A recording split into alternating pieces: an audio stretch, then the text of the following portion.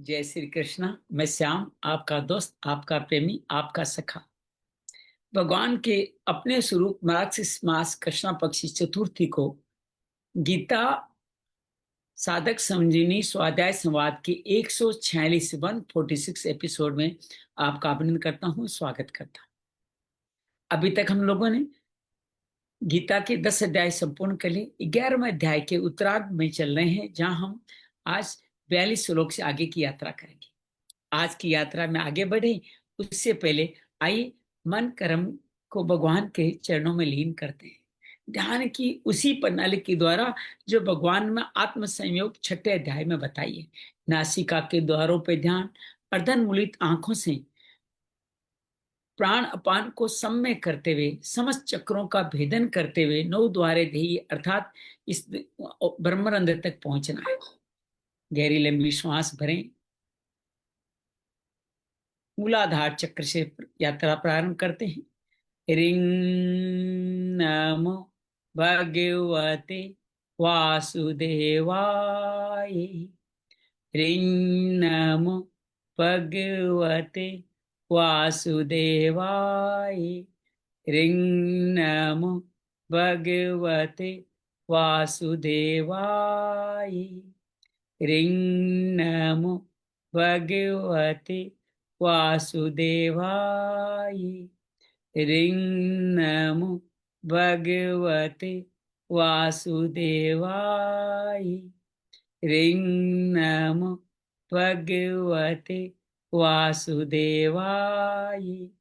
Ring नमो भगवते वासुदेवाय। वसुदेव सुतं देवं कंस चाणूरमर्दनं देवकी परमानंदम कृष्ण वंदे जगद्गुरुं। श्री कृष्ण वंदे जगद्गुरुं।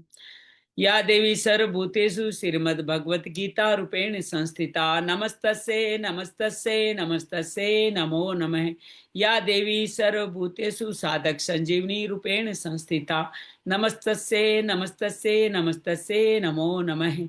गुरुर्ब्रह्मा गुरुर्विष्णु गुरुर्देवो महेश्वरा गुरु साक्षात् परम ब्रह्म तस्मै श्री गुरुवे नमः।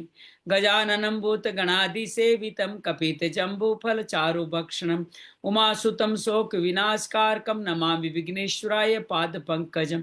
नमामि विघ्नेश्वराय पादपङ्कजं।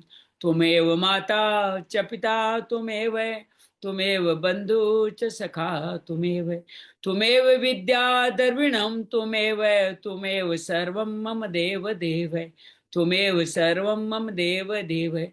शांति शांति शांति ही। आइए आज की कथा संदर्भ में आगे बढ़े उससे पहले अभी तक जो हुआ है उसका एक सार संक्षेप करने का प्रयास करते हैं। प्रथम अध्याय अर्जुन विषाद योग। अर्जुन कौटुंबिक मोह के कारण स्वधर्म छोड़ने के कारण विषाद में आता है। द्वितीय अध्याय अर्जुन भगवान से शिष्य बन करके उचित मार्ग की प्रार्थना करता है। भगवान दो मार्ग बताते हैं, सांख्य योग और निष्काम कर्म योग। कहते सुख दुख हानि लाभ जय पराजय को ध्यान में न रखते सम बुद्धि के साथ तुम युद्ध करो, आगे बढ़ जाओ। तीसरे अध्याय कर्म योग में अर्जुन पूछता है दोनों में श्रेष्ठ कौन सा है। भगवान कहते हैं दोनों ही मार्ग श्रेष्ठ है, लेकिन कर्मों को आरंभ करे बिना किसी की मुक्ति नहीं। कौन सा कर्म करें? यज्ञ कर्म करें, सेवा कर्म करें, स्वकर्म करें। इन्हीं के लिए ब्रह्मा के द्वारा आपकी उत्पत्ति है। यही यज्ञ आदि सेवा कर्म करके ही आप अन्न जल की वृद्धि करते हो, शुद्ध करते हो। भगवान बार बार कहते हैं इस तरह से तुम अगर जीवन जीते हो तो तुम मुझको पाते हो, अगर ऐसा जीवन नहीं जीते हो तुम अघाई हो, तुम पापाई हो। तो इस तरह जो आत्म संतुष्ट जो व्यक्ति होते उसको कुछ कार्य करना नहीं होता, लेकिन लोक सेवा के संग्रह के लिए कार्य। जनक आदि भी यही करते थे, मैं भी यही करता हूँ। भगवान कहते हैं कि इस योग में मुझे कुछ भी कार्य करना बाकी नहीं है, फिर भी मैं कार्य करता रहता हूँ। मैं इस तरह से करता रहता हूँ ताकि कोई व्यक्ति इस कारण से अपने मन में किस तरह का संशय न रखे। तो भगवान इस तरह बार बार अपने कहते हैं गुणा गुणेषु वर्तन्ते को मानते हुए वो दूसरे लोगों को विचलित नहीं करें। भगवान अपना मत भी जो समर्पण विवेक वाला मत है वो मत भी बताते हैं। और भगवान कहते हैं जो इंद्रियों के अर्थ में बरतते हैं राग द्वेष के अधीन होकर के मुझको कभी नहीं बचते। अपने धर्म में मरना भी कल्याणकारी है, भोगों के साथ जीना भी भयावह है। अर्जुन पूछता है सब ऐसा क्यों नहीं करते? भगवान के कामना के कारण। कामना ज्ञान को ढकती है, महाव्यापी है, महावीर है, इसको तुम मार डालो।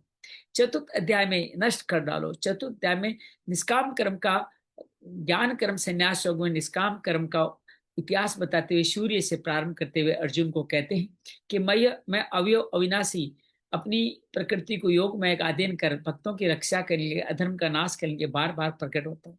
मेरे जन्म कर्म दिव्य जो जान लेता है वो मुक्त हो जाता है। वीतराग भय से क्रोध से मुक्त हो, वीतराग और भय क्रोध से, वीतराग होकर के भय क्रोध से मुक्त होकर के मेरा भजन करता है, मुझको पाते। बाकी मट्टी लोक में फल की इच्छा के लिए देवताओं को बसते हैं, वो कभी सुखी नहीं होते। चारों वर्ण मैंने रचे लेकिन मैं करता नहीं, फल शक्ति में नहीं बनता। इसी आधार पर भगवान ने कर्म अक्रम विक्रम का भी यहाँ उल्लेख किया। भगवान कहते हैं जो मुक्त रहते हैं कर्म फलों के संग से निराश नित्य तृप्त रहते हैं, किसी मेरे आश्रय के अलावा कोई आश्रय नहीं लेते, जीवन यापन के लिए कार्य करते रहते हैं, जो मिलता है उसमें संतुष्ट रहते हैं, ज्ञान में स्थित होते हैं, यज्ञ आदि कर्म 12 तरह की यज्ञ आदि कर्म करते हुए संतुष्ट रहते हैं। द्रव्य आदि 12 यज्ञों से ज्ञान यज्ञ को श्रेष्ठ बताते हुए भगवान ने कहा तत्वदर्शी ज्ञानी के साथ प्रार्थना सेवा और अहंकार रहित होकर के तुम अपने जीवन के सभी कल्मशों का मुक्त कर सकते हो। भगवान कहते हैं कि श्रद्धा ज्ञान संहितेंद्रिया और ज्ञान अर्थात विवेक इसके मुख्य भाग है। अश्रद्धा असंशय विवेक इसमें हानिकारक है। योग में अर्थात सेवा कार्य में स्थित होकर असंशय रूपी तलवार को काट के उठो खड़े हो तुम युद्ध करो। पंचम अध्याय कर्म संन्यास योग में अर्जुन पूछता है संन्यास योग श्रेष्ठ है कर्म योग श्रेष्ठ है? भगवान कहते हैं दोनों ही मार्ग मुझ परम फल को पाते हैं। संन्यास मार्ग में कठिनाइयां बड़ी है, कर्म मार्ग सहज है, सुलभ है, शांति को सत प्राप्त होता है। योग में युक्त होकर कर्म योगी विशुद्ध आत्मा जितेंद्रिय होता है, सभी भूतों मुझे देखते हुए फल शक्ति में नहीं बंधता। हालांकि ज्ञान योगी भी शरीर को विवेक से ध्यान में रखते हुए मुझ परम को ही पा जाते हैं। भगवान कहते हैं कर्मयोगी क्यों श्रेष्ठ है? कर्म फल उसको लिप्त नहीं होता। काया मन बुद्धि को 9 द्वारे देवी में रखते हुए मेरा ही ध्यान करते हुए सब भूतों में मुझे मानते हुए वो सेवा कार्य करता है। हालांकि उसको कार्य करने के लिए मैं कोई सहायता पाप पुण्य आदि मौके नहीं सर्जन करता, उसका अपना प्रारब्ध ही उनको जानवरों की तरह भोगने मजबूर करता है और वो प्रारब्ध भी उसको सेवा कार्य में लगाता है। भगवान कहते हैं जो उनकी बुद्धि धीरे धीरे मेरे प्राण हो जाती, निष्ठा मेरे प्राण अपुनरावर्ती को नहीं प्राप्त होते, वो व्यक्ति ज्ञान विज्ञान से संपन्न विद्या विनय संपन्न ब्राह्मण चंडाल में समदर्शी होते हैं। भगवान कहते हैं कि ऐसे व्यक्ति निर्दोष होते हैं, स्थिर बुद्धि वाले होते हैं, प्राप्य अप्राप्य में समभाव रखने वाले होते हैं और सेवा करके सात्विक सुख पाते हैं, मुझको समर्पण करके अत्यंतिक सुख पाते हैं। बाकी सब लोग दुख योनियों में काम शक्ति कारण भोगते रहते हैं, उनको कभी सुखी नहीं मिलती। बाकी जो मुझको भजन करते हैं, मेरे समर्पण में सेवा कार्य करते हैं, वो अंतरात्मा से सुखी होते हैं, अपने समस्त कलमशों को काट करके वो अपुनरावृत्ति को प्राप्त होते हैं। काम क्रोध से अयुक्त होकर के चेतन होकर मुझको जान जाते हैं, मेरा ही ध्यान करते हैं, नासिका के द्वारों पे अर्धन मूलित आंखों से प्राण पान को सम करके बरकुटी पे अपने इंद्रियों को अंतर्मुखी प्रत्याहार करते हैं, मुझ परमात्मा का भजन करते हैं, मेरे भक्त बन करके वो यज्ञधारी हो जाते हैं। छठे अध्याय में आत्म संयोग में भगवान कहते हैं जो जिनको कर्म फल का आश्रय नहीं है वो मुक्ति को जल्दी प्राप्त होते हैं। कर्मों का त्याग से कोई मुक्त नहीं होता, सेवा कार्य करने से शांति प्राप्त होती है, यही योगी होने का लक्षण है। अपनी आत्मा को सेवा के द्वारा उद्धार करें, उसके मित्र बने, आत्मा का अनात्मा न बने, अनुद्धार न करें, अधोगति में जाने दें, उनके शत्रु न बने। भगवान बार बार कहते हैं कि आप आत्मा को जीते परमात्मा को समाहित करने वाले ये लोग सुख दुख हानि लाभ अनुकूल परिस्थिति में समदर्शी होते हैं। इतना ही नहीं, ये ज्ञान विज्ञान से तृप्त कूटस्थ निर्विकार जितेंद्रिय स्लोवा सोना में समदर्शी होते, सुअत मित्र बेरी उदासीन द्वेष बंधु भाव रखने वाले बंधु संबंधियों रिश्तेदारों पापाचारी में समदर्शी होते।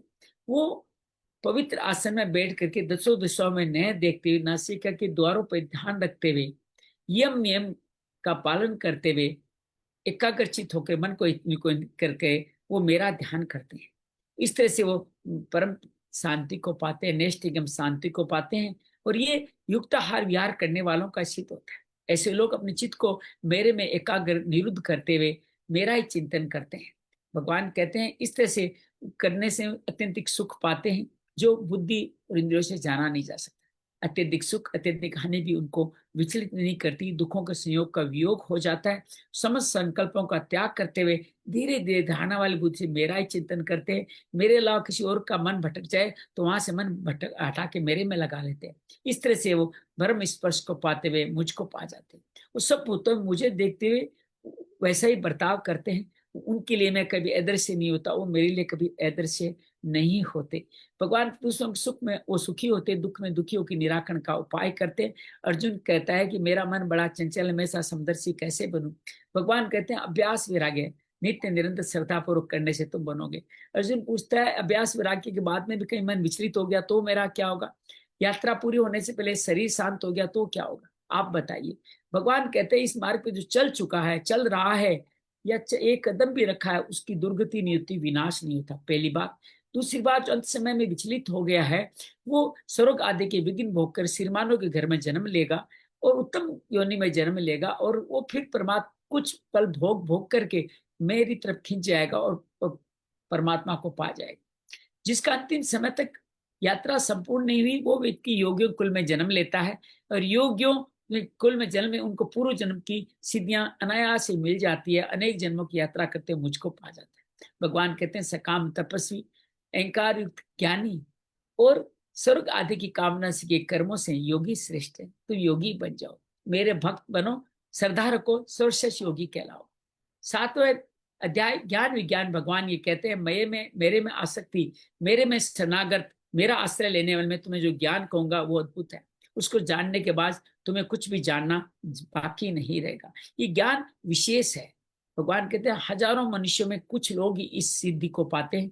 उन सिद्ध प्राप्त पुरुषों में कुछ कई लोग ही, एक दो लोग ही मेरे को पाते हैं। सभी मेरी अपरा परा प्रकृति के मोहित है। मैंने इन दोनों के माध्यम जगत को धारण कर रखा है।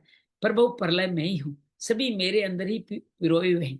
भगवान कहते हैं कि मैं ही पृथ्वी की क्या क्या हूं भगवान बताने में। पृथ्वी की पवित्र गंध में हूं, जल का रस में हूं, अग्नि का तेज में हूं, सूर्य चंद्रमा की प्रभा में हूं, प्राणियों की वायु शक्ति प्राण शक्ति में हूं, आकाश का शब्द में हूं, ओम वेदों का ओंकार में हूं, मनुष्यों का पुरुषार्थ भी में हूं, सबका अनादि बीज में हूं, तपस्वियों का तप में हूं, तेजस्वियों का तेज में हूं, बलवानों का काम राग से अर्जित बल में हूं, और धर्म के आधारित कामना भी नहीं हूं।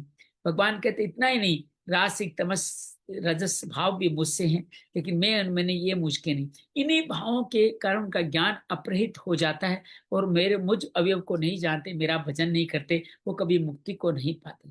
वो दुष्कृतन पराधम नीच कर्म में लगे रहते हैं और वो आसुरी भाव में चलते रहते हैं। लेकिन चार व्यक्ति अर्थार्थी, आर्थ, जिज्ञासु और प्रेमी मेरा भजन करते हैं और मुझको पाते हैं। भगवान कहते हैं चारों ही बड़े उदार हैं, लेकिन उसमें ज्ञानी बड़ा उदार है, क्योंकि वो मुझको प्रिय है, वो मेरे से अभिन्न नहीं है, वो श्रेष्ठ है। भगवान कहते हैं बाकी सब लोग अनेक जन्मों से हमें जो जन्म मिला है वासुदेव सर्वम इति माने तो उनकी मुक्ति हो जाएगी। लेकिन इतने जन्मों के बाद में बहुत सारे लोग देवताओं को नियम पूर्वक भजते हैं। मैं उनकी श्रद्धा में स्थापित करता हूँ, उचित फल भी प्रदान करता हूँ, लेकिन ये फल अंतवस्तु नाश मानना है। देवताओं को भजने वाले देवलोक तक जाते हैं और मुझको भजने वाले मुझको पाते हैं। भगवान कहते हैं अव्यक्त व्यक्ति को, मुझको जो नहीं जानते, वो कभी मुक्ति को नहीं पाते। भगवान कहते हैं उनकी योग माया से, योग माया उनको अपहृत कर लेते, मूड योनियों में बार बार जाते रहते हैं। मैं भूत भविष्य वर्तमान सबको जानता हूँ, लेकिन मुझे कोई नहीं जानता। इच्छा द्वेष द्वंद्व के आधारित व्यक्ति कभी मेरे भक्त नहीं बनते। भगवान कहते हैं जिनके पाप पुण्य के सारे पुण्यों का जो अतिक्रमण करके द्वंद्व मोह से मुक्त होकर के दृढ़ता से मेरे भजन करते हैं, जरा मरण मोक्ष वृद्धावस्था और मृत्यु के दुखों को पार करते हुए वो मेरे आश्रित होकर के संपूर्ण अध्यात्म, संपूर्ण ब्रह्म, संपूर्ण कर्म को जान जाते हैं। इतना ही नहीं, अधिदेव आदि भूत और आदि यज्ञ को जान के प्रयाण काल में मुझको अच्छी तरह से जानते हुए वो मेरे में समाहित हो जाते हैं। 8वें अध्याय में अर्जुन पूछता है अखिल ब्रह्म क्या है, अखिल अध्यात्म क्या है, अखिल कर्म क्या है, आदि देवी क्या, आदि भौतिक क्या, आदि यज्ञ क्या, अंत समय में आप किस तरह से जानने में आ सकते हैं? भगवान कहते हैं जिसने संपूर्ण संसार की कल्पना करी, सर्ग किया, वो ही अखिल ब्रह्म है। उनके द्वारा किया गया एक से अनेक होने का त्याग ही आदि कर्म है। भगवान कहते हैं उस अक्षर ब्रह्म को जानना ही अध्यात्म है। ये अपरा प्रकृति, स्थूल शरीर आदि भौतिक है, और स्थूल शरीर का ही सूक्ष्म शरीर जो इस अपरा प्रकृति का दूसरा हिस्सा आदि देविक है। आदि यज्ञ रूप परा प्रकृति में विद्यमान हूँ। अंत समय में मेरा भजन करने वाले मुझको पाते हैं, लेकिन जिन जिन का वो भजन या स्मरण करते हैं उनको पाते हैं। तो क्या करें? अनुस्मरण करें, मेरा ही स्मरण हर वक्त करते रहे, मन बुद्धि मेरे अर्पित करके मुझको पहचान जाए। फिर अपना परिचय देते हैं, सगुण साकार प्रवृत्ति में मैं सबसे सर्वज्ञ हूँ, मैं पुरातन हूँ, मैं सब पे शासन करने वाला हूँ, सूक्ष्म से सूक्ष्म हूँ, मैं सबका धारण पोषण करता हूँ, मैं तमस से परे हूँ और सूर्य समान ज्ञानवान हूँ। भगवान कहते हैं ऐसे लोग अपने इस प्रणय काल में मन बुद्धि को योग बल से मुझ में आधारित करके भरकुटी में ध्यान करते हुए नौ द्वारे देश निर्गुण सगुण निराकार की मुक्ति को पाते हैं। निर्गुण निराकार वाले ब्रह्मचर्य, गृहस्थाश्रम, वानप्रस्थाश्रम अर्थात वीत राग भय से क्रोध से मुक्त होकर के नौ द्वारे देरी को रोके मन को निरुद्ध करके भरकुटी पे ध्यान रखते हुए मानसिक ओम का उच्चारण करते हुए वो मुझको पा जाते हैं। सगुण साकार के बारे में कहते हैं, अनन्य भाव से नित्य निरंतर मेरा चेतना करने वाले महात्मा के लिए मैं अत्यंत सुलभ हूँ। ये इन महात्माओं को पुनर्जन्म नहीं होता, दुखालय एहसासोत्तम मुक्ति होती है और ये महात्मा मुझ परम गति को पाते हैं। हालांकि ब्रह्मा तक सभी लोग पुनरावृत्ति वाले। भगवान बार बार कहते हैं ब्रह्मा की एक सहस्त्र चतुर्युग की एक दिन में हम सभी जन्म लेते हैं और ब्रह्मा की एक सहस्त्र चतुर्युग की रात्रि में हम सब लोग भगवान ब्रह्मा में भी समा जाते हैं। भगवान कहते हैं ब्रह्मा से ऊपर भी एक अव्यक्त सनातन है, जहां पे जाकर के आदमी लौट कर नहीं आता, वही परम गति है जो मुझको जान जाता है दोबारा नहीं लाता।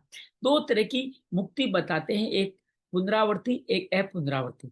और उर्दू गति वालों के लिए कहते हैं कि आप शुक्ल पक्ष दिन के समय उत्तरायण में अगर प्रयाण करते हैं ब्रह्मा के साथ मुझको पाते हैं।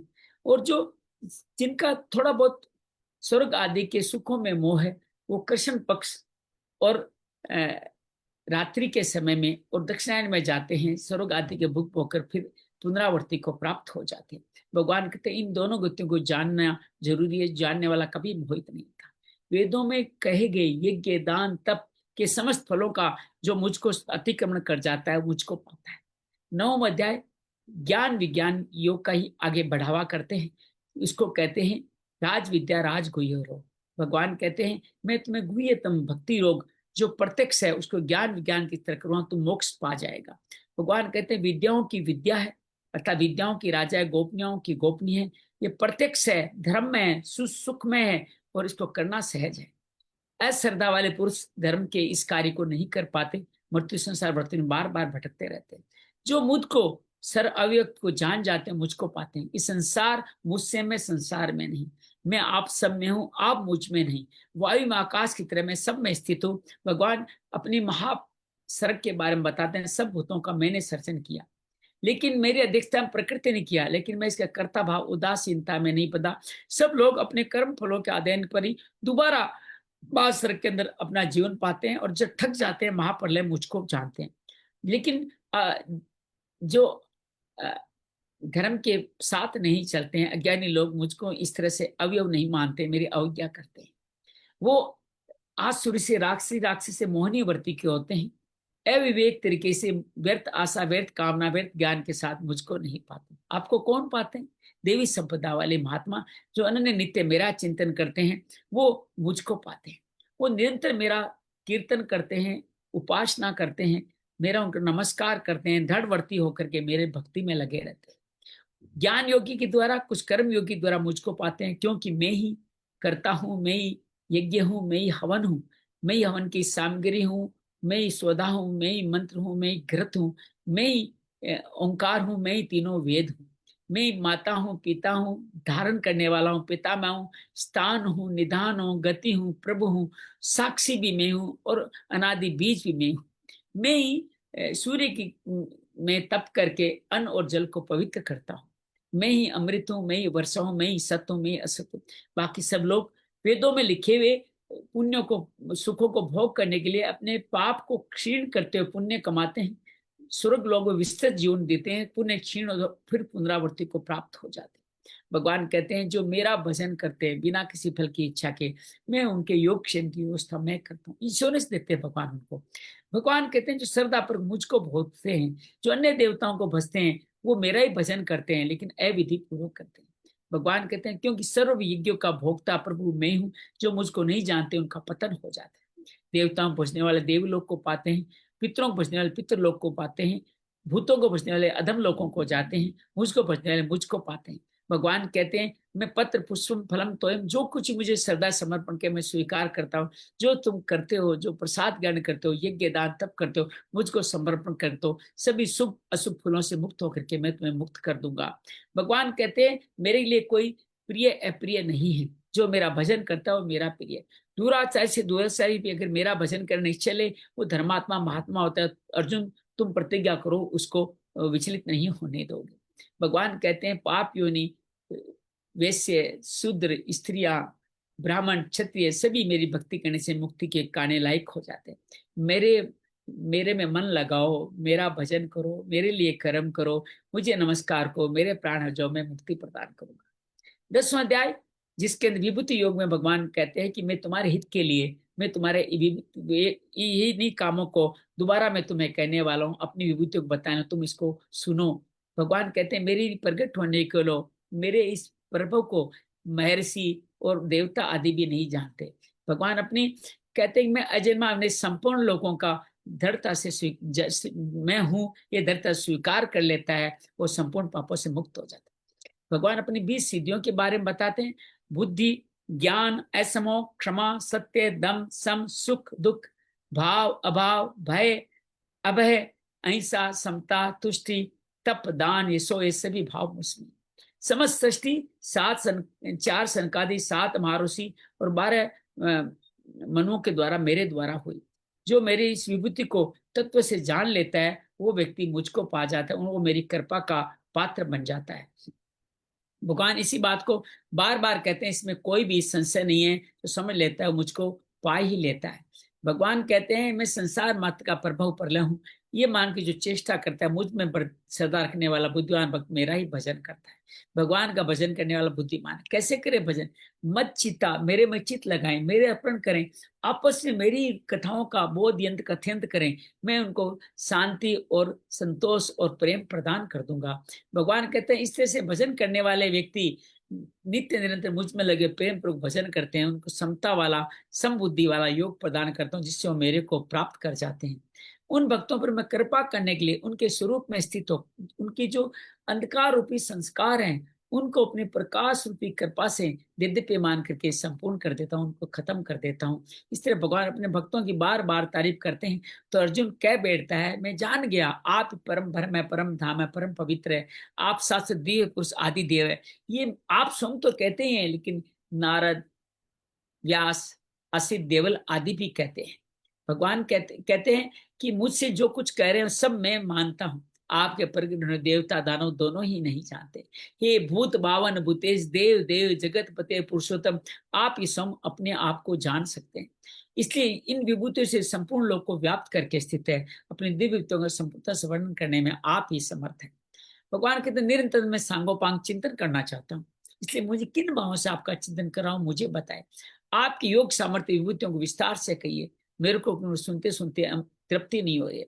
भगवान कहते हैं मैं अपनी दिव्य विभूतियों को संक्षेप में कहूंगा, क्योंकि इन विभूतियों विस्तार का अंत नहीं है।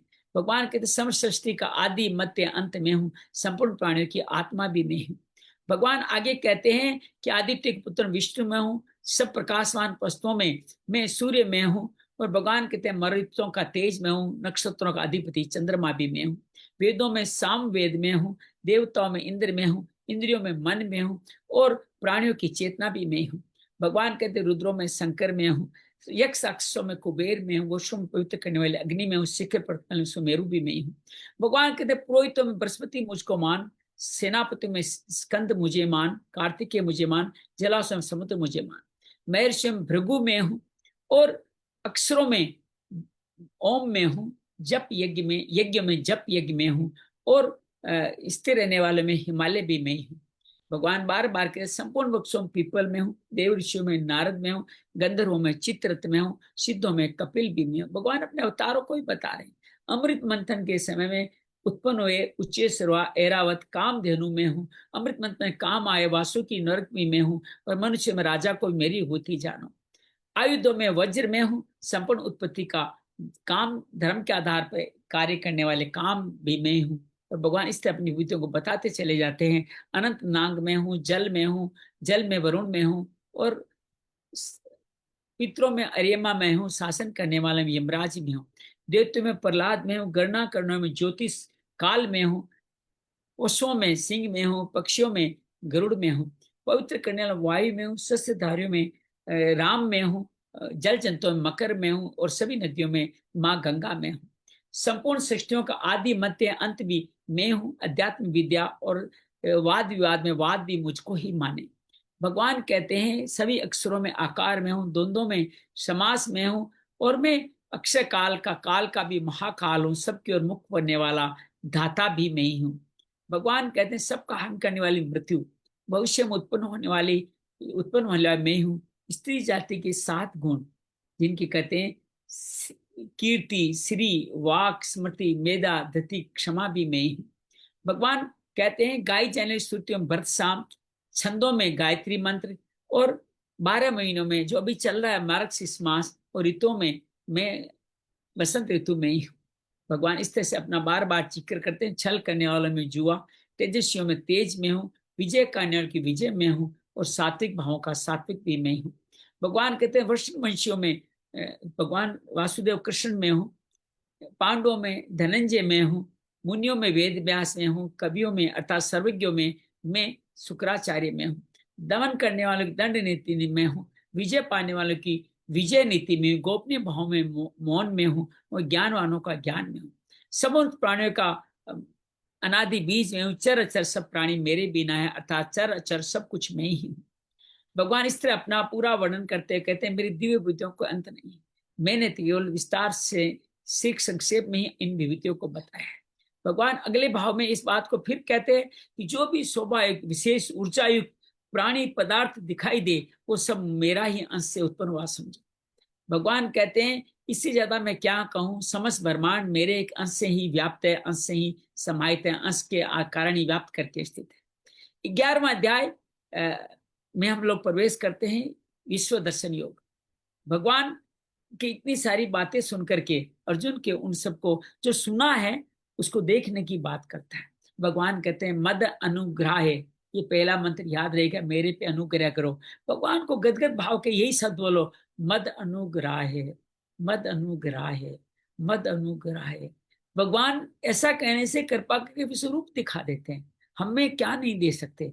जो मुझ पर कृपा करेंगे, आपने परम गोपनीय आध्यात्मिक वचन के मेरा उससे मोह नष्ट हो गया है, मोह नष्ट हो गया है। कमल नयन संपूर्ण प्राणियों के उत्पत्ति विनाश को आपने सुना है, अविनाशी मातम भी मैंने आपसे सुना है। मैं अपने आप को जैसा कहते हैं वे ऐसा ही आप हैं, और आपकी ईश्वरिक स्वरूप को मैं अब देखना चाहता हूँ। अर्जुन बार बार कहता है मेरे द्वारा अगर मैं सक्षम हूँ, मेरी सामर्थ्य है तो मुझे ये दिखाइए। साथ में इंदायक ये भी कहता है मुझे सामर्थ्य प्रदान कीजिए, तभी तो दिव्य चक्षु मिलते हैं ताकि मैं अविनाशी स्वरूप को देख सकूं। भगवान वाच है, भगवान कहते हैं मेरे अनेक तरह के, अनेक वर्णों के, अनेक आकार के, अनेक रंगों, हजारों लाखों स्वरूपों को दो, एक मांगता है भगवान अनेक देते हैं। क्या क्या दिखा रहे हैं, 12 आदित्य को देख, 8 पशु, 11 रुद्र, 2 शून्य कुमार, 49 मरुद गुण जिनको तुमने कभी पहले नहीं देखे उन सबको देख। भगवान इतना ही कहते हैं कि मेरे इस एक देश में चराचर से संपूर्ण भ्रम व्याप्त है, इसके साथ जो भी चीज देखना चाहता है वो सब कुछ देख ले। फिर अचानक ठिठकते हैं और कहते हैं, गुरु भी ठिठकता है कि बच्चे का ध्यान किधर है। तो यहाँ जब अर्जुन ऐसे ऐसे ऐसे करता है तो भगवान को समझ में आ जाता है ये चरम चक्षु से देखने का प्रयास किया है, दिव्य चक्षु से मैं ही देख सकता हूँ। क्या हम सब दिव्य चक्षु पा सकते हैं? जी हाँ, हम बिरकुटे में ध्यान लगे, सब में परमात्मा का दर्शन करें, हम सब कोई भगवान सब जगह देखने लग जाएंगे, उनकी विराट सृष्टि हम सबको देखने लग जाएगी। भगवान उनको देखें, तुम इसके माध्यम संसार को देखो। अब ये देख रहा है संजय भी। संजय कह उठता है हे राजन, ऐसा करके महायोगेश्वर कृष्ण ने अपना विराट स्वरूप अर्जुन को दिखाया। इतना ही नहीं, क्या दिखाया, जिनके अनेक मुख है, अनेक नेत्र है, अनेक तरह के अद्भुत दर्शन है, अनेक दिव्य आभूषण है, हाथों में अनेक आयुध है, सुंदर मालाएं हैं, सुंदर अलौकिक वस्त्र है। इतना ही नहीं, कस्तूरी घन चंदन का मस्तक और शरीर में लेप लगा हुआ है। इस तरह देवता ने अपने दिव्य स्वरूप को सब तरह से उनको दिखाया। अब अर्जुन देख रहा है, उसका भी वर्णन करने से पहले भगवान का एक और उपमा देते हैं। उनका दिव्य प्रकाश इतना अद्भुत है, 1000 सूर्य का प्रकाश को एक साथ मिला दिया जाए तो भी उनके प्रकाश की तुलना नहीं कर सकते। भगवान कहते इस तरह अर्जुन ने देवों को देव भगवान के उस में एक जगह अनेक प्रकार भगवान संपूर्ण जगत को देखा। और देख के क्या हुआ ये भी संजय बताता है, रोमांचित हो गया, वो चकित हो गया, हाथ जोड़ के प्रमाण करके अर्जुन ये बोला, वाच में विराट की स्तुति करता है, मैं आपके सिर में संपूर्ण देवताओं को, संपूर्ण प्राणी समुदाय को, ब्रह्मा विष्णु महेश और समस्त ऋषियों और सर्पों को देख पा रहा हूं। भगवान को बार बार कहता है कि हे विश्वेश्वर, अनेक हाथों, पेटों, मुखों, नेत्रों, अनंत रूपों वाला मैं देख रहा हूं, आपके आदि मध्य अंत को मैं नहीं देख पा रहा। किरीटनम, मुकुटधारी, चतुर्भुज रूप में भी देख रहा हूं, तेजों की आप राशि हैं, प्रकाश वाले हैं, अनंत दीप्यमान, नेत्रों के द्वारा कठिनता से देखने वाले, सब तरह फैले हुए मैं ऐप्र में आपको देख रहा हूं। आप ही जानने योग्य परम अक्षर है, अक्षर भ्रम है, संपूर्ण विश्व के आश्रय है, आप ही सनातन धर्म के रक्षक हैं, आप ही अविनाशी सनातन पुरुष, ऐसा मैं मानता हूँ। भगवान वो कहते हैं आपके आदि मध्य अंत को अनंत प्रभावशाली, अनंत भुजाओं वाले, चंद्र सूर्य रूपी नेत्रों वाले, अग्नि रूपी मुखों वाले को अपने तेज संसार को तपाते हुए देखा हूं। अब तपाते, पहले समग्र रूप देखा, अब धीरे धीरे उग्र रूप की तरफ बढ़ रहे हैं। ये आज बड़ा सुंदर तरीके से इसका रस के आधार पर वर्णन आएगा, सुनिएगा, बहुत आनंद आएगा। गुरु कितने कृपावान है, पूरे सृष्टि का ज्ञान इस साधक संजीवनी में डाल दिया है। ये महात्मा इस स्वर्ग और पृथ्वी के बीच में फैले हुए खाली प्रदेश में आप हो, सब दिशाएं आपसे हैं। आपके इस अद्भुत रूप को देखकर तीनों लोग व्यथित हो रहे हैं, व्याकुल हो रहे हैं। कैसे व्याकुल हो रहे हैं ये भी भगवान बताते हैं। देवताओं के समुदाय आप में भयभीत होकर प्रविष्ट हो रहे हैं, लेकिन मैं ऋषि सिद्ध स्तुति ज्ञान करते हुए सबके लिए मंगल कामना कर रहे हैं। 11 रुद्र, 12 आदित्य, 8 पशु, अब 2 चीजें और जुड़ गई, 12 साध्य, 10 विश्वदेव, 2 अश्विनी कुमार, 49 मरुत गैंड, गरम गरम भोजन करने वाले 7 पितरा, गंधर्व, यक्ष, असुर, सिद्धों के समुदाय चकित होकर के आपको विक्षंति कहते हैं, चकित होकर देने को। आपके बहुत मुखों, नेत्रों वाले, बहुत भुजाओं, जंघाओं वाले, बहुत उदरों वाले, बहुत। देखिए हम लोग क्या करते हैं, शरीर को ही पहले देखते हैं, अंदर की चीजें देख ही नहीं पाते। अर्जुन भी तो बार बार बहु वक्त नम पहले कह दिया संजय ने, फिर इसने उधर पेट का कह दिया, अब फिर दोबारा कह रहा है कि बहुत उधर विकराल वाले दाढ़ों को महाडुक सब प्राणी व्यथित हो रहे, मैं भी व्यथित हो रहा हूँ। अब उग्र से अति रूप की तरफ प्रवेश करेंगे। भगवान कहते दिव्य अनेक नरण, आप आकाश को स्पर्श करें, सब तरह से भिड़े में, आपका मुख फैला हुआ, नेत्र प्रदीप्त विशाल है, देख करके मैं अंतःकरण वाला, मैं धैर्य शांति को प्राप्त नहीं हो रहा। अति उग्र रूप को देखते हुए कहते हैं आपके प्रलय काल के अग्नि के समान प्रज्वलित हैं आप, आपकी विकराल दाढ़ों कान मुखों को देखकर मुझे दिशाओं का ज्ञान और शांति नहीं मिल रही है। हे जगन निवास, आप प्रसन्न हो जाइए। मैं ये देख रहा हूं हमारे पक्ष के सब लोग, और धृतराष्ट्र, द्रोण, कर्ण भी आप में प्रविष्ट हो, राज्यों के समुदाय आपके मुख में प्रविष्ट हो रहे हैं, विकराल दाढ़ों कान मुखों में बड़ी तेजी से प्रविष्ट हो रहे हैं। कई तो आपके मुख में चूर चूर हो रहे हैं, कई बीच में दांतों में फंसे हुए दिखाई दे रहे हैं। भगवान कहते हैं कि इस तरह से अर्जुन कहते हैं, उनकी उपमा नदियों के प्रवाह से देते हैं कि नदियों का जल का प्रवाह से समुद्र के स्वाभाविक रूप से दौड़ता है, ऐसे मान सूरवीर हम सब भी उसी देदीप्यमान भगवान के मुख में प्रवेश करने के लिए दौड़ रहे हैं। उसकी दूसरी तुलना पतंगे से देता है, जैसे मोह अग्नि के मोह में पतंगा अग्नि तरफ जाता है और भस्म हो जाए, इसी तरह ये जीव भी मोह में वसीभूत होकर के अपना नाश करने बड़े वेग से दौड़ते हुए आपके मुख में प्रविष्ट हो रहे हैं। भगवान इस तरह से अपनी बात को आगे बताते हैं। आप प्रज्वलित, भगवान का वर्णन कर रहे हैं, आप प्रज्वलित मुखों द्वारा उनको ग्रसन करते सब ओर से बार बार चाट रहे हैं। आपका उग्र प्रकाश अपने इस जगत को परिपूर्ण करके तपा रहा है। भगवान इस बात को फिर कहते हैं कि बताइए, भगवान का अनुरोध करता है उग्र रूप वाले, आप देवता श्रेष्ठ, आपको नमस्कार है, आप कौन है, मैं तत्व से जानना चाहती हूँ। चूंकि विषय यहाँ संपूर्ण हो रहा है, इसलिए आज 32 श्लोक से 45 श्लोक 11 श्लोक कर लेंगे। एनालिसिस निवेदन करता हूँ भगवान वाचों को पूरा करे, 32 से लेके 35 और उसके बाद में 37, 37, 38 तक बढ़े। अंजलि से निवेदन है आज का गीता श्लोक में पढ़ने का कार्य प्रारंभ। जय श्री कृष्ण। श्री भगवानुवाच कालोऽस्मि लोकाक्षयकृत् प्रवृद्धो लोकान् समाहर्तुमिह प्रवृत्तः ऋतेऽपि त्वां न भविष्यन्ति सर्वे ये वा स्थिताः प्रत्यनीकेषु योधाः तस्मात् त्वमुत्तिष्ठ यशो लभस्व जित्वा शत्रून् भुङ्क्ष्व राज्यं समृद्धम् मय्यैवैते निहताः पूर्वमेव निमित्तमात्रं भव सव्यसाचिन् द्रोणै च भीष्मै च जयद्रुथै च कर्णन् तथान्यानपि योधवीरान् मया हतास्त्वां जहिमा व्यथिष्ठा युध्यस्व जेतासि रणे एक बार सपत्नान्। यही रुकते हैं, भगवान वाच को समझ लेते हैं, भगवान क्या कहना चाहते हैं। भगवान अपना परिचय देते हैं। वो पूछता है मैं कौन हूँ। तो आपको कोई पूछे आप कौन हो, तो आप कहते हो ना मैं अंजलि हूँ। तो वैसे भगवान अपने संपूर्ण लोगों का नाश करने के बढ़ा हुआ काल में हूँ, और मैं क्या कर रहा हूँ इस समय, लोगों का, मैं गीता पढ़ रहा हूँ। इसलिए भगवान कहते हैं लोगों का संहार करने के लिए यहाँ आया हूँ। जो योद्धा लोग जो युद्ध में खड़े हुए तुम्हारे युद्ध के बिना भी नहीं रहेंगे। और भगवान इसी को दोबारा तुम युद्ध के लिए, अब भगवान मतलब की बात बहुत फास्ट कहते हैं, मैं क्यों हूं क्या हूं और अब तुम्हें क्या करना है। तुम युद्ध के लिए खड़े हो जाओ, शत्रुओं को जीत के धन धान्य संपन्न निसंकंटक राज्य को भोगो। ये मेरे द्वारा पहले ही मारे। ये दोनों हाथों से वाहन चलाते हुए तुम इनको मारने में निमित्त मात्र बन जाओ। भगवान ने सब कुछ साधन हमारे लिए कर रखे, हम सिर्फ निमित्त मात्र बन जाए, ऐसा भगवान बार बार कहते हैं। द्रोण भीष्म जयद्रथ कर्ण सभी मेरे द्वारा मारे गए। इन शूरवीरों को तुम मारो, तुम व्यथा मत करो, कोई तकलीफ नहीं सहन करो, युद्ध करो, निस्संदेह वैरियों को तुम जीत जाओगे, ऐसा भगवान उसको कहते हैं। संजय वास से अंजलि से निवेदन करूंगा, आप फिर शुरू करें 35वें श्लोक से।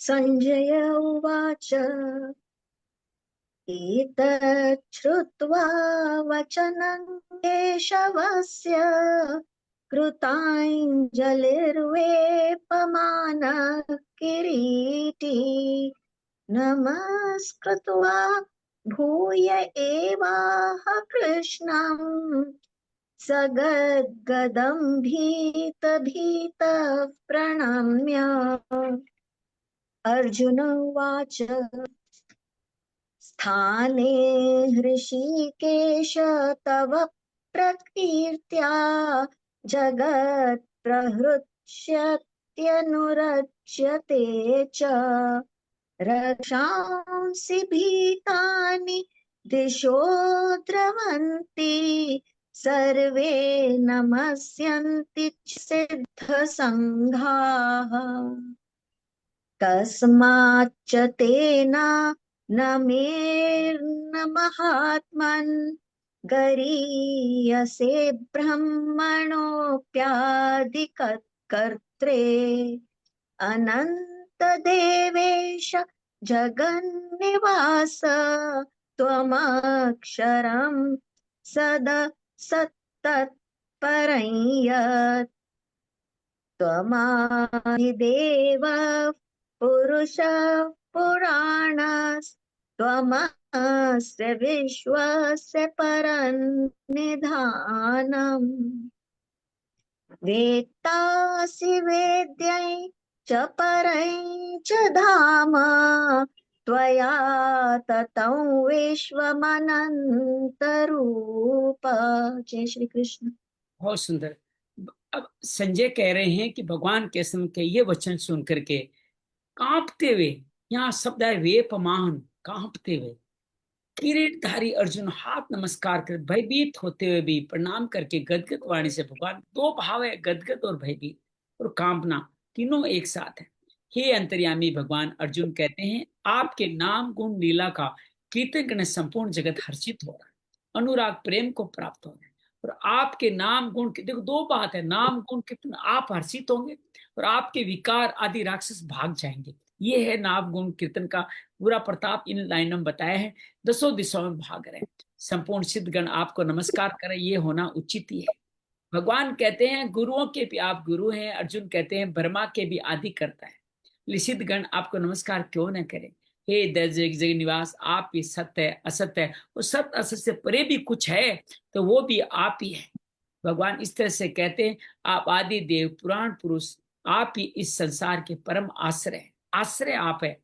फिर कहते हैं वेता जानने वाले योग्य, वेदम जानने योग्य आप है। परम धाम अनंत रूप संपूर्ण संसार आपसे ही व्याप्त है, ये बात कहते हैं।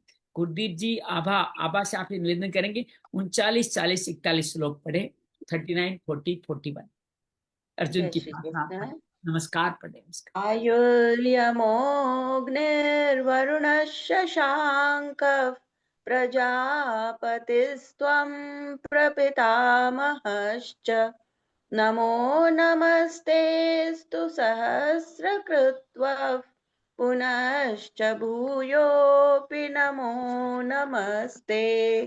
नमः पुरस्तात् दथ पृष्ठतस्ते नमोऽस्तु ते सर्वत एव सर्व अनन्तवीर्यामितविक्रमस्त्वं सर्वं समाप्नोषि ततोऽसि सर्वः सखेति मत्वा प्रसभं यदुक्तं हे कृष्ण हे यादव हे सखेति अजानता महिमानन्तवेदं मया प्रमादात् प्रणयेन वापि।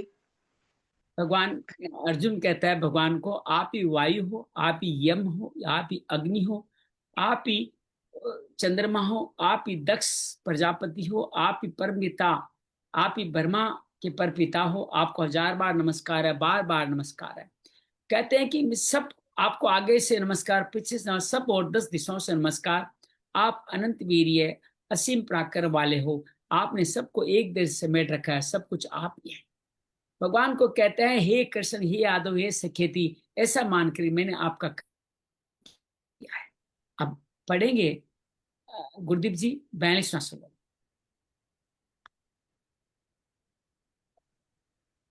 जय श्री कृष्ण। यच्चावहासार्थमसत्कृतोऽसि विहारशयस्य शय्यासनभोजनेषु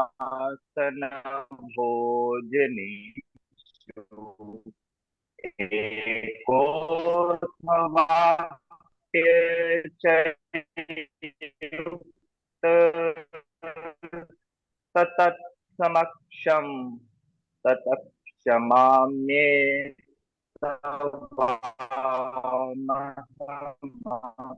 प्रमेयम्। कहते हैं आपको मैंने ऐसा यादव सखा कह दिया, आपकी महिमा को नहीं जानता हुआ। ये अच्युत हंसी दिलगी में चलते फिरते सोते जागते उड़ते फिरते खाते पीते अकेले सभी के समक्ष जो कुछ मेरे द्वारा अपमान तिरस्कार अनजाने में किया गया है वह आपसे क्षमा करवाता हूँ, अर्थात आपसे क्षमा मांग।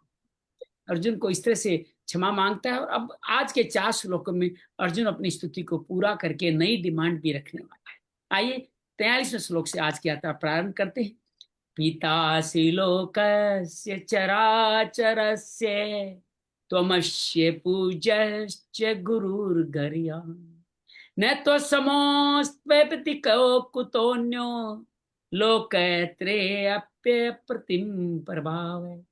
तुम इस चराचर संसार के पिता आप ही हैं, पूजनीय है, गुरुओं के भी गुरु है, अप्रतिम प्रभाव अनंत प्रभावशाली है। इस त्रिलोक में तो समय आपके समान दूसरा कोई नहीं है, और फिर आपसे अधिक तो कोई हो ही कैसे सकता है। पितासी लोकस्य चराचर से अनंत ब्रह्मांडों मनुष्य पशु जितने जंगम प्राणी है, वृक्ष होता जितने स्थिर प्राणी है, सबको उत्पन्न पालन करने वाले आप है। आप पूजनीय है, आप सभी महान गुरुओं के गुरु भी आप। तमस्य पूज्यस्य गुरुर्गरीयान्। गुरु क्रियान का तात्पर्य है मानव मनुष्य मात्र व्यवहार और परमार्थ में जहां कहीं भी गुरुजनों से शिक्षा मिलती है, शिक्षा देने गुरुओं के महान गुरु आप ही हैं, अर्थात मात्र शिक्षा का पात्र ज्ञान का उद्गम स्थान भी आप। न त्वत् समोस्ते भेदिकय कुतोन्यो लोकप्रिय अप्रतिम प्रभाव है। तो भगवान इस त्रिलोक के जो आपके समान कोई नहीं है, कोई होगा नहीं, कोई हो सकता नहीं, तो आपसे विलक्षण कौन हो सकता है?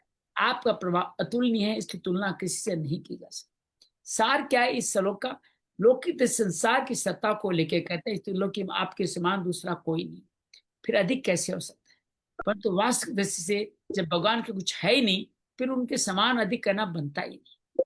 44 श्लोक में भगवान कहते हैं, अर्जुन कहता है, तस्मात् प्रणम्य प्रणिधाय कायम प्रसादये त्वाम ईशम ईड्यम पितेव पुत्र से सकेव सख्यु प्रिय प्रियार ऐसी देव सोढ़ू। इसलिए स्तुति करने होगी आप ईश्वर को। मैं शरीर से प्रणिधाय, प्रणिधा पान लंबा पढ़ करके प्रणाम करके प्रसन्न करना चाहता हूँ।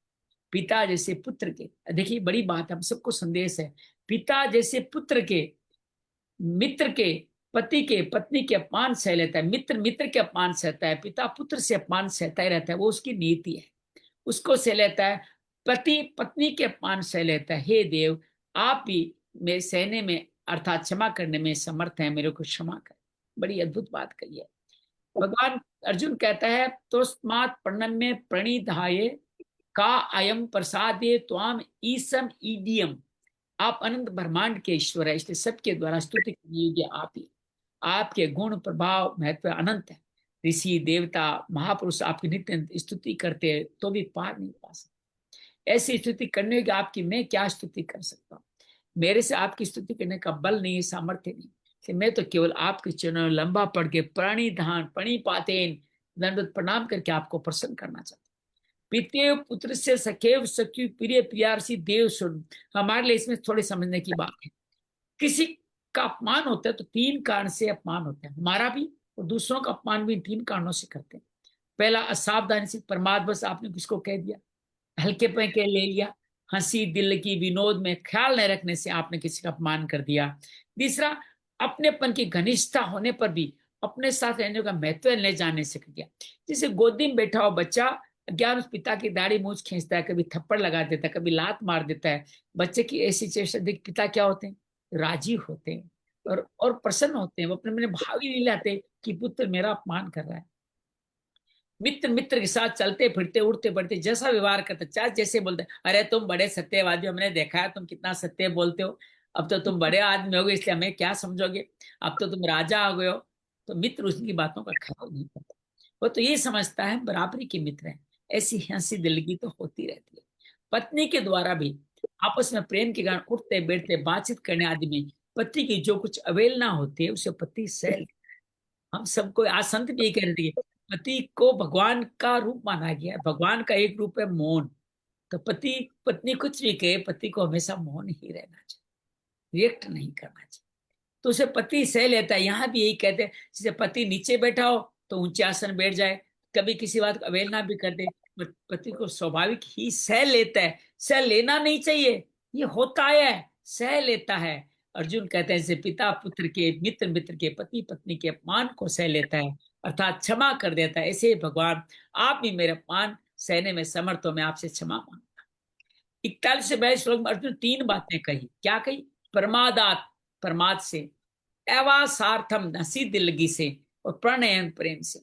इन्हीं 3 बातों का संकेत अर्जुन ने 3 दृष्टांत देकर के कहा है। प्रमाद के लिए पिता पुत्र का, हंसी दिलगी मित्र मित्र का, प्रेम के लिए पति पत्नी का दृष्टांत दिया। 11वें अध्याय में 11 रस का वर्णन आया, बड़ी सुंदर चित्रण, थोड़ा सुनिएगा। 11 रस जानते हो ना आप? बस, करुण, हास्य, दास्य, ये सब रस होते हैं। कैसे है भगवान में 11 रस, कैसे देखिएगा। देव रूप का जब वर्णन किया गया वो शांत रस है, 15 से 18 श्लोक तक हुआ है। भगवान कहते हैं स्वर्ग से पड़ती दसों दिशाओं व्याप्त विराट स्वरूप का वर्णन से अद्भुत रस का वर्णन आया 20वें श्लोक में। अपनी जीवा से सबका ग्रसन करें, काल रूप से संहार करें, ऐसा रूप का रौद्र रस 30 और 32वां श्लोक। भयंकर विकराल रूप और दाढ़ो रूप से विभत्स रस 23 और 25 श्लोक में।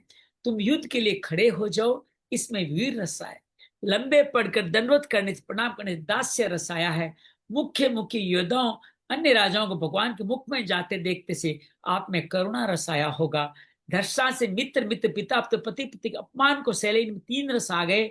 सख्य रस मित्र मित्र वाला, वात्सल्य पिता और पुत्र वाला और पति पत्नी वाला प्रेम रस, माधुर्य रस भी इसमें आ गया।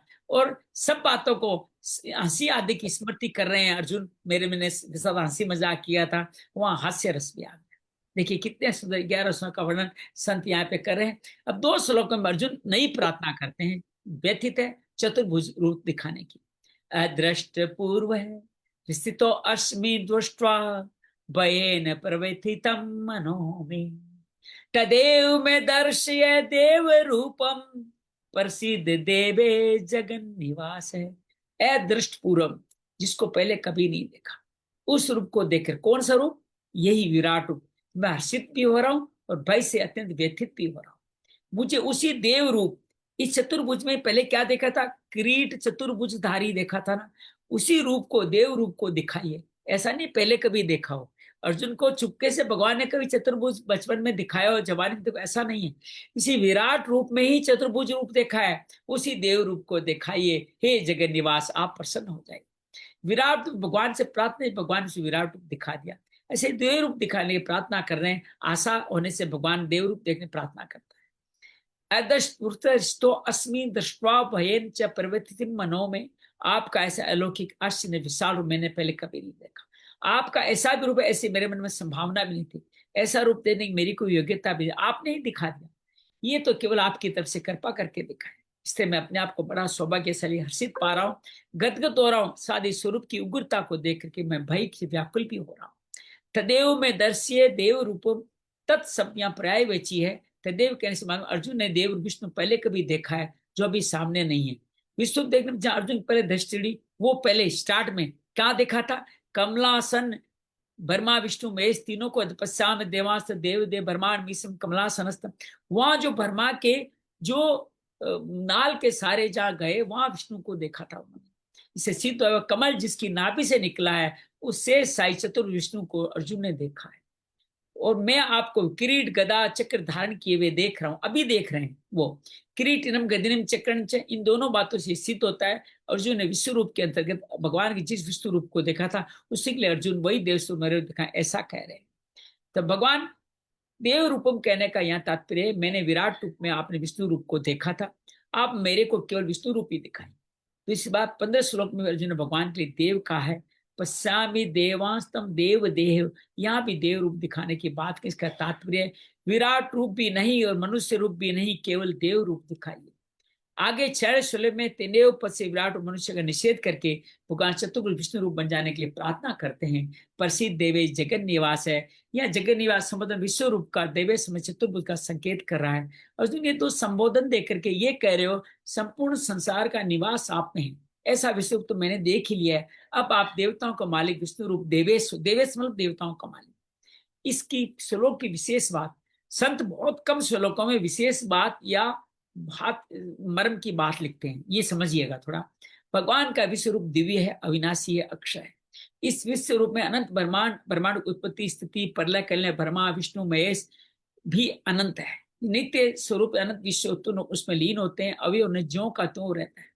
ये स्वरूप इतना दिव्य अलौकिक है, जैसे संजय ने बताया हजारों सूर्यों का प्रकाश भी इसके प्रकाश का तुलना नहीं कर सकता। इस विश्व को दिव्य चक्षु के बिना देखा भी नहीं जा सकता। ज्ञान चक्षु द्वारा संसार के मूल में जो परमात्मा तो उसका बोध होता है। भाव चक्षु से संसार का भगवत स्वरूप दिखता है, पर इन दोनों ही चक्षुओं से विश्व रूप का दर्शन, एक ज्ञान चक्षु एक भाव चक्षु। भाव भक्ति के लिए और ज्ञान चक्षु ज्ञानियों के लिए। चरम चक्षु से न तो तत्व, चरम चक्षु किसके हैं? निष्काम कर्मियों के, उनके तत्व का बात नहीं होता, संसार भगवत स्वरूप दिखता है और नए विश्व रूप का दर्शन होता है। क्योंकि चरम चक्षु प्रकृति का कार्य, प्रकृति में शरीर, इसलिए चरम चक्षु से स्थूल कार्य कोई देखा जा सकता है, सूक्ष्म को नहीं। भगवान के द्विबीज चतुर शस्त्र जितने रूप है वे सब दिव्य अवयव है। इस तरह भगवान के सगुण निराकार, निर्गुण निराकार, सगुण साकार जितने रूप है सबके सब दिव्य अवयव है। माधुर्य लीला में तो भगवान द्विभुज रूप में ही रहते हैं। तो जहां अपना कुछ ऐश्वर्य दिखाने की आवश्यकता होती है, वह भगवान पात्र, अधिकार, भाव आदि के भेद से अपना विराट रूप दिखाते हैं। जैसे भगवान ने अर्जुन को मनुष्य रूप से प्रकट अपने द्विज रूप में विराट रूप दिखाते। भगवान अनंत असीम ऐश्वर्य, माधुर्य, सौंदर्य, औदर्य आदि दिव्य गुण के मालिक हैं। अनंत दिव्य गुण से भगवान का विश्व स्वरूप है। भगवान किसी किसी को ऐसा विश्व रूप दिखाते हैं, उससे पहले दिव्य दृष्टि देते हैं देव स्तुति देने पर वैसा सामर्थ्य पा जाता है जैसी योग्यता रुचि और उसी के अनुरूप भगवान विश्व रूप के स्त्रों का दर्शन कराते हैं। 11वें अध्याय के 15 से 30 श्लोक तक भगवान विश्व रूप अनेक स्त्रों से प्रकट होते चले गए। इससे पहले 15 से 17 देव रूप दिखाया, फिर 19 से 22 श्लोक तक उग्र रूप दिखाया, उसको अत्यंत उग्र रूप दिखाया 23 से 30 श्लोक तक। यूं कह सकते हो सत्व रजस तमस ये 3 हो गए आपके। इन अतएव ग्रुप दे भगवान अर्जुन जब भयभीत हो गया, भगवान ने अपने दिव्याति दिव्य विश्व रूप को दिखाना बंद कर दिया और अर्जुन के भयभीत होने का भगवान अगले रूपों के दर्शन नहीं कराए। तात्पर्य क्या है? भगवान ने दिव्य विराट रूप के अनंत स्तर उतने ही स्तर अर्जुन को दिखाए जितने की दिखाने की आवश्यकता थी। उससे आगे भी स्तर है जो अर्जुन को नहीं दिखाया, जिसके स्तर अर्जुन में गए वो और अति उग्र से आगे क्या होगा आप सोच लीजिए। 40वें श्लोक में अंतिम भगवान से प्रार्थना करता है अर्जुन, किरीटिनम गदिनम चक्रहस्तम इच्छामि त्वाम दृष्टुम अहम तथैव तेनेव रूपेण चतुर्भुजेन सहस्त्रबाहो भव विश्वमूर्ति। हे अहम, मैं आपको ऐसे ही किरीट मुकुट धारी गदाधरी हाथ में चक्र लिए चतुर्भुज देखना चाहता हूँ। हे विश्व मूर्ति, आप उसी चतुर्भुज रूप में शंख चक्र गदा पद्म सहित प्रकट हो जाए। इसमें भगवान बार बार इस बातों को कह रहे हैं, किरीटिनम गदिनम चक्र हस्तम इच्छामि त्वाम दृष्टुम तथैव, जिसने अपने दिव्य मुकुट हाथों में गदा और चक्र धारण करके उसी रूप को मैं देखना चाहता। तथा एव कहने का तात्पर्य मेरे द्वारा दृष्टुम इच्छामि ते रूपम, ऐसी इच्छा प्रकट आपने विराट रूप दिखाया है, अब मैं अपनी इच्छा बाकी क्यों रखूं? अब विराट रूप में जैसा सौम्य चतुर्भुज देखा है वैसा का वैसा रूप में अब देखना चाहता हूँ। इच्छा में ताम दुष्टुम, यहाँ एक और संकेत है। हम कई बार इस संसार को अच्छे बुरे दोनों अंदाज से देखते हैं और प्रकृति का नियम क्या है? बुराई ही आपको याद रहती है, अर्थात विकृतता याद रहती है, आप भयभीत हो जाते हैं। लेकिन उस संसार में अच्छा भी था, गुरुदेव समझिएगा, उस संसार में अच्छा बुरा दोनों था। और भगवान मेरे गुरु कहते हैं रविशंकर जी की 90% अच्छे ही हैं, 10% ही बुरे लोग हैं। हम सब लोगों को क्या याद रहता है? बुराई याद रहती है।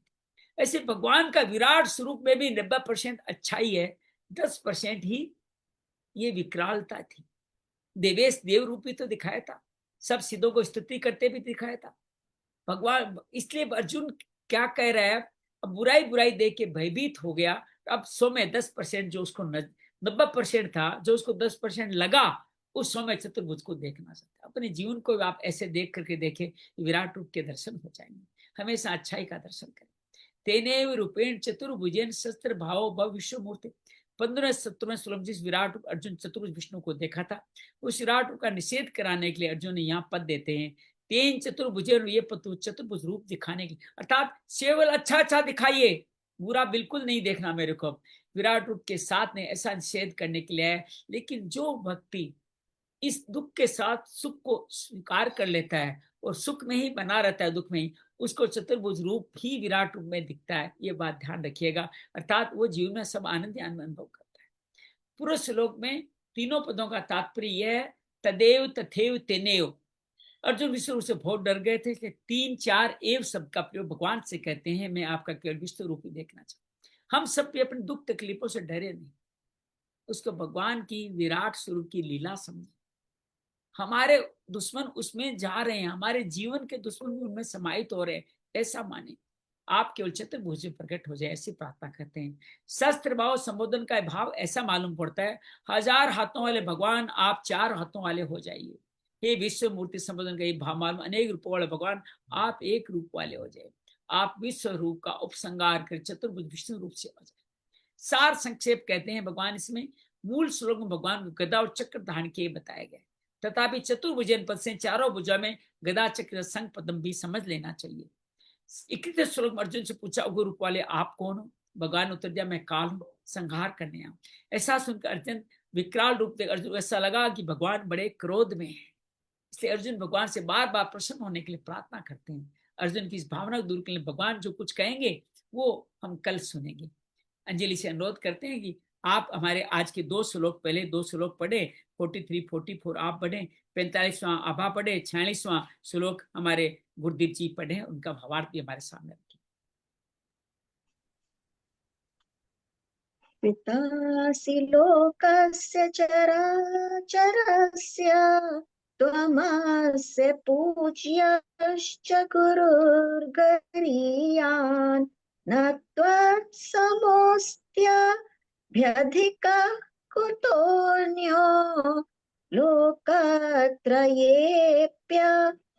प्रतिमप्रभाव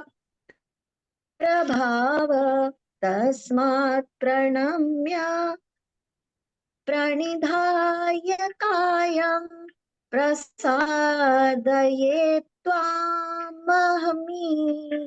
महमीशमीडयम् पितेव पुत्रस्य सखेव सख्यो प्रियायात् हसिदेव सोढुम्। क्या कहा है भगवान ने इन श्लोकों में? अर्जुन ने क्या कहा है? तो इसमें अर्जुन कहते हैं कि हे विश्वेश्वर, आप इस समस्त जगत के पिता हैं और सबसे बड़े गुरु हैं, तो और अति पूजनीय भी हैं। तो हे अनुपम प्रभाव वाले, तीनों लोकों में आपके समान कोई दूसरा है ही नहीं। आप तीनों लोकों में सबसे उच्च स्थान पर हैं और आपसे महान, आपसे बड़ा कोई भी नहीं है। तो हाँ, कोई आपसे बड़ा हो जाए ये कैसे हो सकता है? फिर आगे वो कहते हैं कि हे प्रभु, मैं मैं आप मैं प्रार्थना करता हूँ कि आप जैसे जिस प्रकार कोई पिता अपने पुत्र की गलतियों को क्षमा कर देता है, जैसे सखा दूसरे अपने सखा को और पति अपनी पत्नी को के अपराधों को सहन कर लेते हैं, तो वैसे ही आप भी मेरे अपराधों को सहन कर लें। बहुत बढ़िया, बहुत अद्भुत। आबा है कि हमारे साथ आप? चलिए गुरुदेव जी, पहले आप 41वां पढ़ लीजिए, फिर आबा आएगी। 45वां पढ़ लीजिए तो 46वां पढ़ लेगी। 45 पढ़े आप। जी, जय श्री कृष्ण। अदृष्टपूर्वं हृषितोऽस्मि द्रष्टव्या भयेन च प्रव्यथितन्मनो मे तदेव मे दृश्य देवरूपं प्रसीद देवेश जगन्निवास। हरि ओम जी। क्या कहा है भगवान ने इसमें? यहाँ पर अर्जुन बता रहे हैं जी, जिसको पहले कभी नहीं देखा उस रूप को देखकर मैं हर्षित हो रहा हूँ, और साथ ही साथ भय से मेरा मन अत्यंत व्यथित हो रहा है। मैं भय के मारे कांप। आप मुझे अपने इस रूप को ना दिखाएं, मुझे उसी देव रूप का शांत विष्णु रूप को दिखाइए। हे देवेश, हे जगन निवास, आप प्रसन्न हो जाइए। इसमें अर्जुन भगवान का इस रूप को देखकर भयभीत हो रहा है और उनसे कह भी रहे हैं कि आप इस रूप को हटा दीजिए। आप मैं जिसके अंदर मेरे दिल को प्रसन्नता होती है, जो तुम मेरी आंखों में बहुत बढ़िया। अब आप 46वां श्लोक 46वां श्लोक पढ़े। शांति मिलती 46 पढ़े। किरीटिनङ्गदिनैश्चक्रहस्तम् इच्छामि त्वां द्रष्टुमहं तथैव तेनैव रूपेण चतुर्भुजेन सहस्रबाहो भव विश्वमूर्ते। क्या कहना चाहते हैं भगवान इस श्लोक में? अर्जुन जी कहते हैं कि मैं आपके उसी रूप को देखना चाहता हूँ जो अच्छा है, मतलब भयंकर रूप नहीं देखना चाहता, आपके विश्व रूप को देखना चाहता हूँ, गदाधारी चक्र धारण किए हुए, और उस चतुर्भुज रूप को मैं फिर से देखना चाहता हूँ। बहुत बढ़िया। विश्व रूप नहीं, चतुर्भुज रूप को देखना चाहता हूँ। चतुर्भुज विश्व रूप दिखाई रहे। आइए हम भी प्रार्थना करते हैं भगवान से, मैं चतुर्भुज रूप दिखाए। आराम से विराजित हो जाइए, यथा संभव स्थिरम सुखम आश्रम अपना ले। नासिका के द्वारा में प्राण अपान को सम करके प्राण शक्ति में भगवान का दर्शन करें। चेहरे पे सुंदर मुस्कान समर्पित करते हुए भगवान को स्थापित कर ले।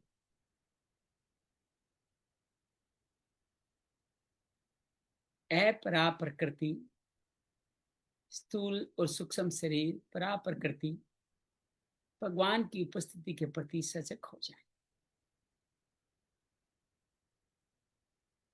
ये परम पिता भगवान जो अक्षर ब्रह्म है, जो अवयव है, अविनाशी है, अनादि है,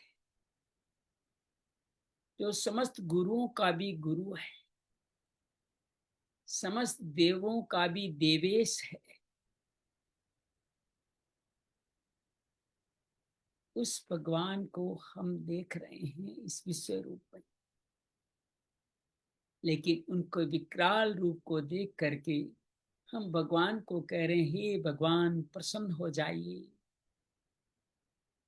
हाँ, अब आप क्रोध छोड़िए, विकरालता छोड़िए, शांत हो जाए।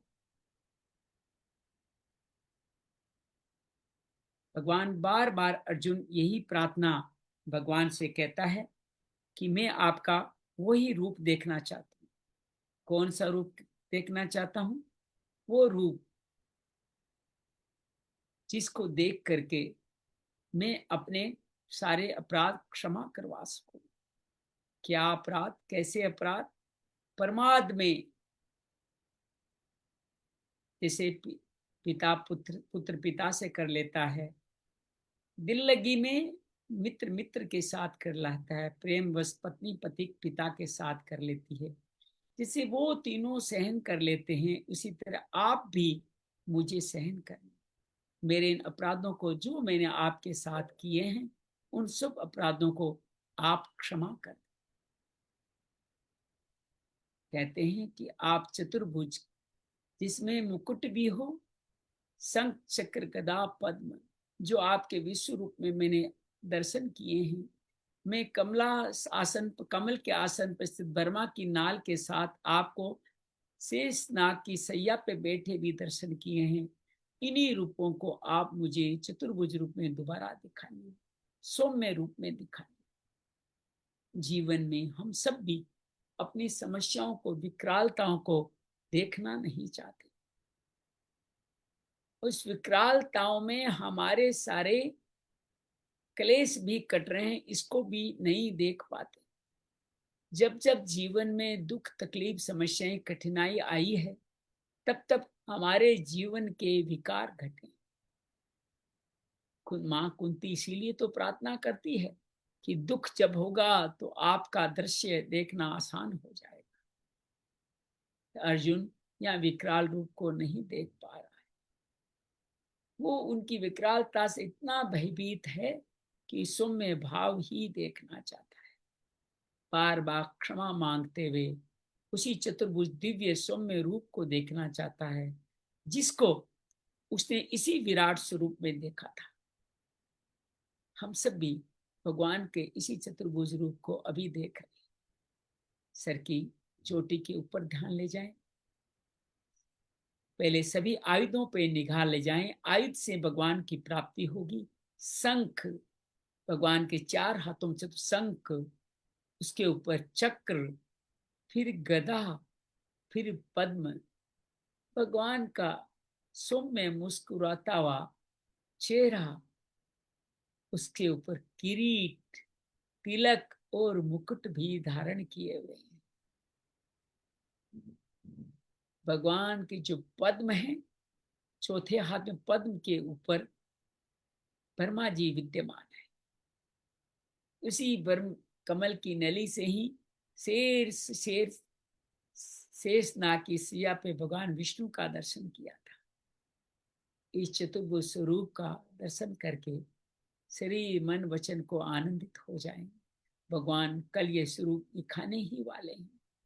हम सब लोग आज इस स्वरूप की प्रार्थना भगवान से कर रहे हैं। हे देवे जगन निवास, प्रसन्न हो जाइए। सुख दुख जो दीजिए, बस आपके ही बने रहने दीजिए। तथास्तु। जय माँ भगवत गीते, जय जय माँ भगवत गीते, हरिय कमल विहारिणी, हरिय कमल विहारिणी, सुंदर सुपुनीते। जय जय माँ भगवत गीते, दया सुधा बरसावनी, मातु कृपा कीजिए, मातु कृपा कीजिए, हरिपद प्रेम दान कर, हरिपद प्रेम दान कर, अपनों कर लीजिए। जय जय माँ भगवत गीते। योगेशम सच्चिदानंदम वासुदेव व्रज प्रियम, धर्म संस्थापकम वीरम, कृष्णं वंदे जगद्गुरुम, श्री कृष्णं वंदे जगद्गुरुम। शांति शांति शांति। धीरे धीरे आंखें खोल सकते हैं। इस तरह से भगवान की चतुर्भुज रूप की प्रार्थना करता है, नमस्कार करता है कि आप सबसे महान है, सब कुछ है, मेरे अपराध क्षमा कर दीजिए। कौन से अपराध किए थे अर्जुन ने, कभी सोचा आपने? क्या हंसी दिल्ली केवल अपराध की बात करें? नहीं, भगवान ने इस गीता में 8 बार उसको कहा उठो, खड़े हुए युद्ध करो। ये कहना उसने अभी तक माना नहीं। ये ही भाव उसको खाए जा रहा है। ये यहाँ पे सखा मित्र वाली बात तो अलग है, लेकिन मुख्य भाव क्या है कि भगवान कह रहे हैं उठो, खड़े हो, युद्ध करो, और वो युद्ध नहीं कर रहा है। यही भाव उसको खाए जा रहा है, इसी की अंतर्भाव में इसी की क्षमा मांग रहा है। देखिए आगे क्या घटता है। तो बड़ा सुंदर ये अध्ययन चल रहा है, बहुत सुंदर भाव चल रहा है। हम सब लोग इसी तरह से व्यथित न कि भगवान के इन्हीं चरणों में लीन रहें, ऐसी सबकी कामना करते हुए यहीं पे आज बता जी। गुरदीप जी, आवाज नहीं आ रही आपकी। मुझे लगता है आपके सिग्नल की कुछ समस्या है। तो ये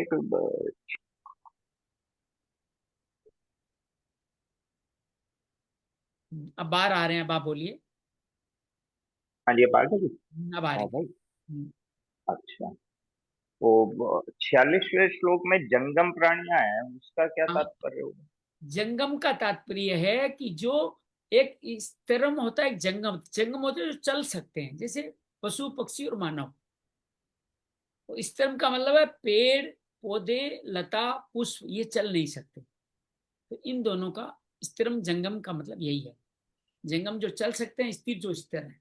स्तरम जंगम चर अचरम, ये सारे इन्हीं का बना। चर अचर में पर्वत भी आ जाते हैं, अचल में पर्वत भी आ जाते हैं, चर में जो चल सकते हैं वो आते हैं। तो इस तरह से चरतन स्तर जंगम कहा गया है। सबके आप ही एकमात्र प्राणदाता हो, सब कुछ आप से ही है। 84 लाख योनियों में आप है, पर भगवान को ये भी तो कहा पीपल वृक्ष में हूँ। तो पीपल वृक्ष है तो भगवान स्वयं वृक्ष तो हो ही गए ना। सब वृक्षों में पीपल में हूँ, अर्थात सब में मैं हूँ, लेकिन पीपल में विशेष रूप से हूँ। अपनी विशेषता पीपल में, इसका मतलब नहीं है अन्य में नहीं, ऐसा नहीं है। इसलिए आप कोई भी फूल पत्ता तोड़ते हैं तो उसके पहले मंत्र बोला जाता है कि क्या मुझे आप प्रदान करेंगे, तब लिया जाता है। सब में भगवत इच्छा करने का ये सुंदर स्वरूप है। बहुत बहुत हरे हरे।